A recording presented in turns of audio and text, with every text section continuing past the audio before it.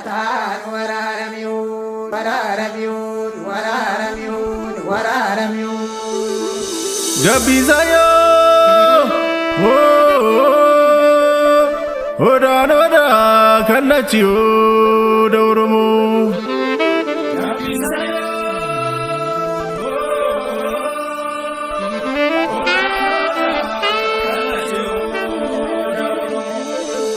Mucaan ofii dhalattuudha,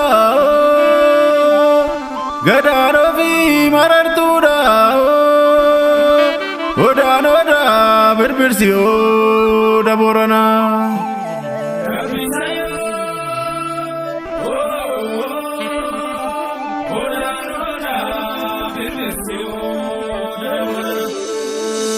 Odaan abee gaaddisato. Abbaa seeraa kololaato. Faajjiin ba'ee birbirsi waaqarraa dha'ee.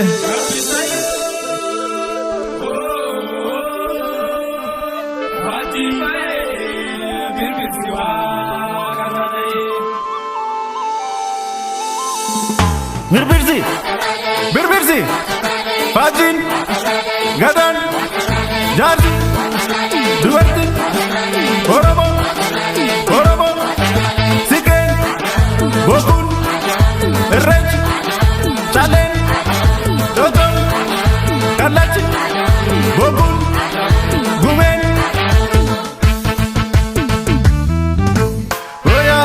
Yaakachuu, beemaan qabu na waaqa garachuu.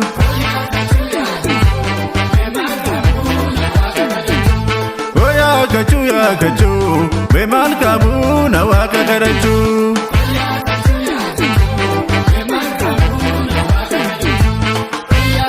Dachiitu himatee, abaaboo dubbatee, loontuu gagabbatee, bacaata sheetee, bishaan yaa'e guutee, obirraan bariitee.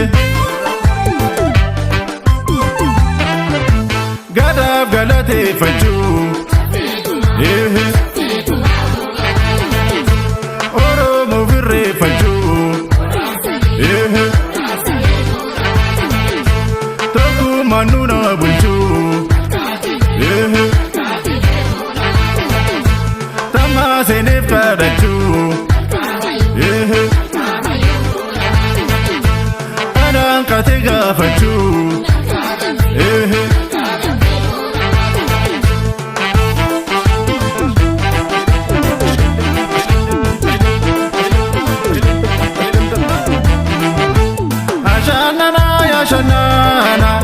Ashanana ya shanana, nutoro monsa futana, wakamuma umamana. Ashanana ya shanana, ashanana ya shanana, nutoro mona dakamna, malkamune refana. Odato ya oda, sabato ya gudda, adato ya recha, gadato ya bulcha, gameto ya tika, ayudo ya beka, samalo basera, mirato darara.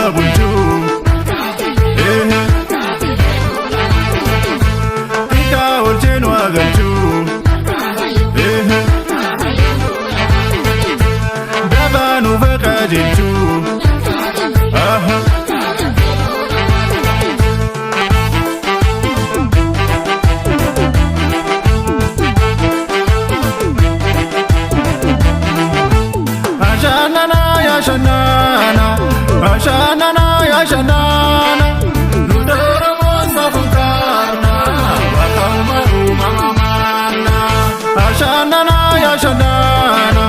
Ashanana ya shanana Lutoromon adatamna Malkamun yerrefana Odato ya oda Sabato ya gudda Adato ya recha Gadato ya bulcha Gameto ya tika Ayuto ya meka Samado basera Mirato darara